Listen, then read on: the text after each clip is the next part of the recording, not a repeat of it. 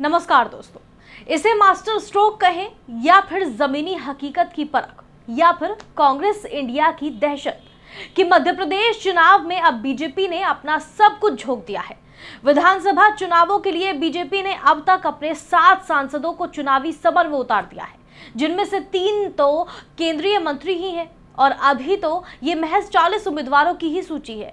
अभी और भी उम्मीदवार घोषित होने वाले हैं, जिनमें और भी सांसदों और मंत्रियों को विधानसभा चुनाव में उतार दिया जाए तो कोई हैरत नहीं होगी।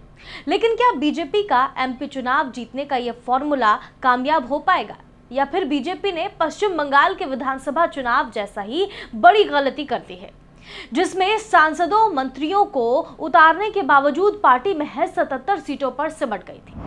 सवाल है कि एमपी में जो एक चेहरा करीब 16 साल से लोगों की नजर में है और जिस पर एमपी के लोग मुहर लगाते आए हैं, उसे दरकिनार कर 7 सांसदों के सहारे सामूहिक नेतृत्व का नाम देना कहीं बीजेपी को भारी ना पड़ जाए।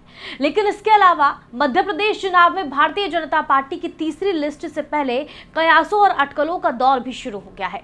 माना जा रहा है कि बीजेपी कई और सांसदों को जिम्मेदारी दे सकती है, जिसमें एक नाम ज्योतिरादित्य सिंधिया का भी हो सकता है।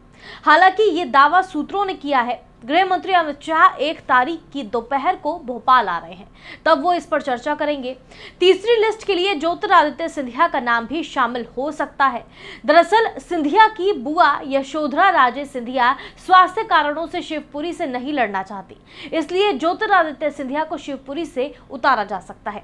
इनके अलावा सुधीर गुप्ता, वीरेंद्र कुमार और रोडमल नागर के नाम भी चुनाव लड़ने के लिए चर्चा में है। आपको बता दें कि मध्य प्रदेश विधानसभा चुनाव के लिए भाजपा द्वारा 3 मंत्रियों सहित 7 सांसदों को उम्मीदवार बनाया गया है। दूसरी लिस्ट में पार्टी ने 4 सांसदों उदय प्रताप सिंह को गाडवारा, राकेश सिंह को जबलपुर पश्चिम, गणेश सिंह को सतना और रीति पाठक को सीधी से उम्मीदवार बनाया है। इनमें से ज्यादातर नेता अपनी लोकसभा सीट पर कई बार से जीत दर्ज करते आ रहे हैं। वहीं इंदौर 1 से बीजेपी के महासचिव कैलाश विजयवर्गीय को बीजेपी ने उम्मीदवार बनाया है। बीजेपी ने अपनी दूसरी सूची में केंद्रीय मंत्री नरेंद्र सिंह तोमर, प्रहलाद पटेल और फगन सिंह कुलस्ते को भी टिकट दिया है।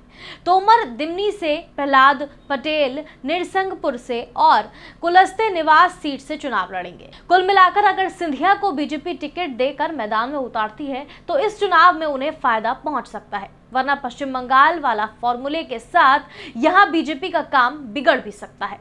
आप क्या सोचते हैं, हमें कमेंट करके जरूर बताएं। नमस्कार।